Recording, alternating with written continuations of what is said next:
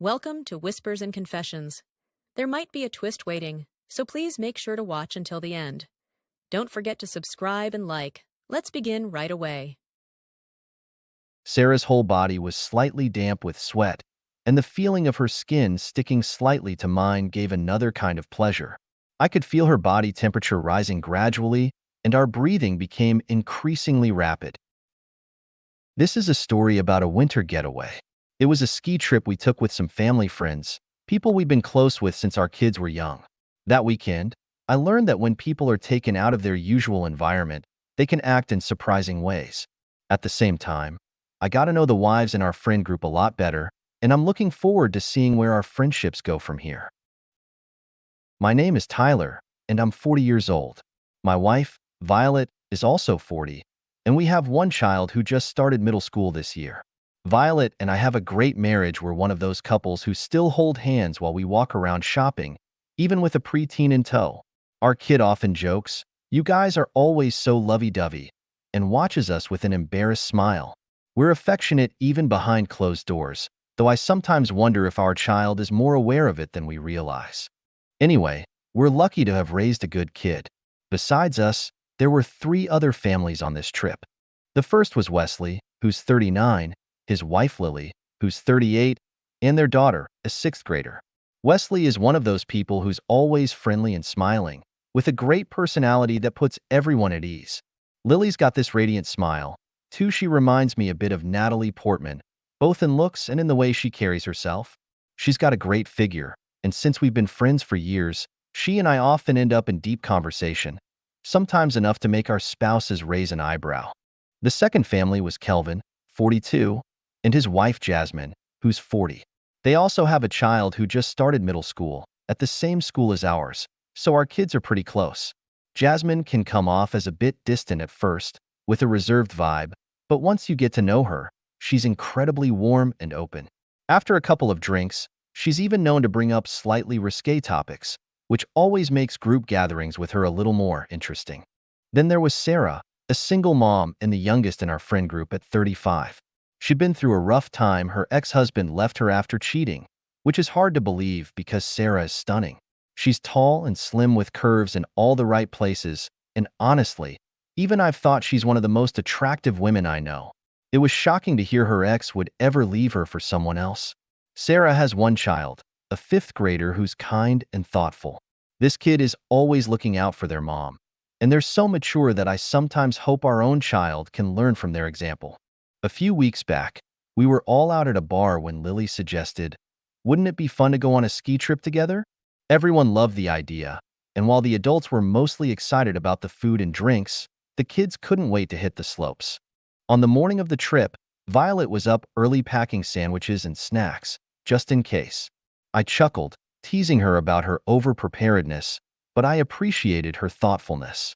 Since our kid was still asleep, I snuck up behind Violet in the kitchen and wrapped my arms around her, sneaking in a kiss as she worked. She laughed, blushing, "Tyler, I'm making sandwiches. Stop that?" With so many people heading out together, the journey was a bit chaotic, but we eventually arrived safely at the ski resort. The kids' eyes lit up as they took in the snow-covered wonderland, and even the adults couldn't hide their excitement. After getting into our ski gear, we all hit the slopes. There's something about a ski resort that feels magical. Even complete strangers look attractive somehow, hidden behind ski hats and goggles, their faces half covered. The kids were still getting the hang of skiing, so we called it a day after a few hours and headed to our cabin for the night. It was a cozy, family-run place, nothing fancy, but the home-cooked dinner they served was fantastic. After dinner, the kids were so worn out they practically collapsed into bed. With the little ones down for the night, the adults gathered in the living room, and someone brought out the drinks. I went to check on the kids one last time, and as I stepped into the room, I noticed a figure in the dim light. It was Sarah, changing clothes after taking a shower.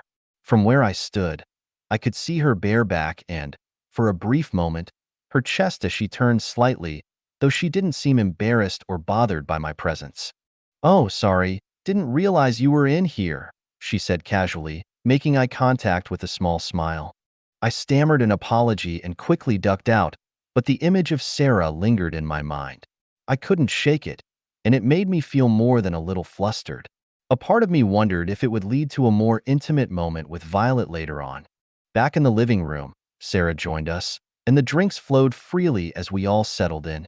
Violet was getting tipsy and started leaning on me, and I asked if she wanted to go to bed. She just murmured sleepily and ended up dozing off on my shoulder. I carried her to bed, kissed her goodnight, and went back out to join the others. Not long after, Lily nodded off too, and her husband, Wesley, helped her to their room.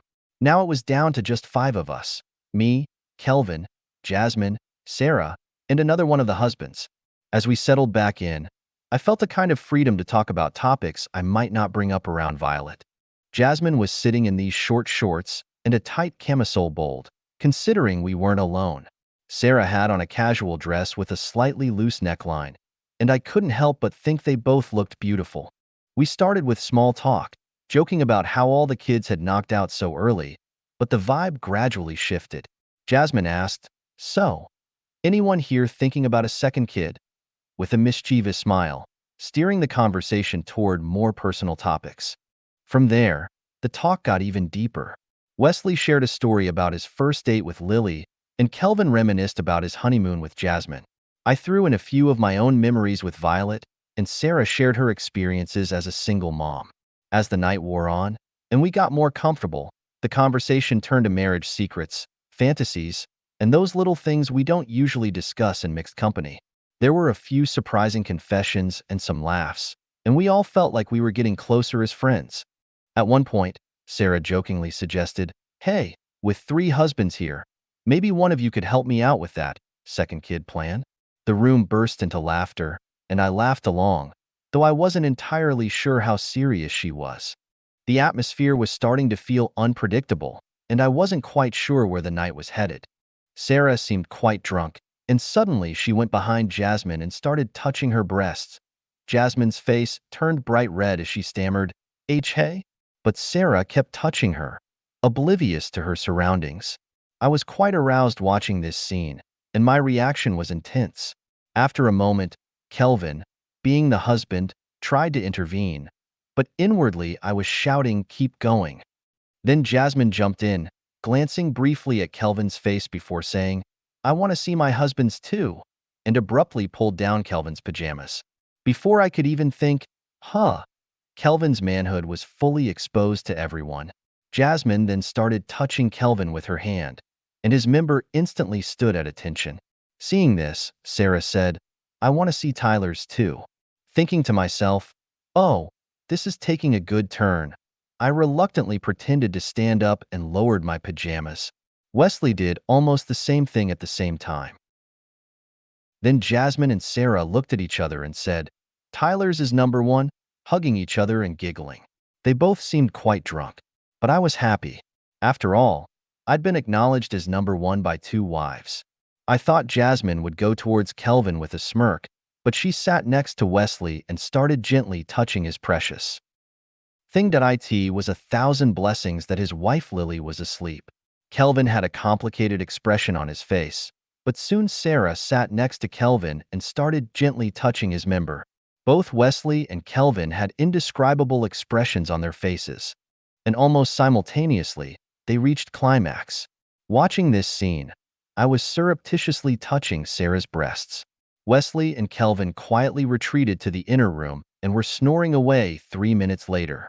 I had hoped they would do something for me too. They said I was number 1 after all.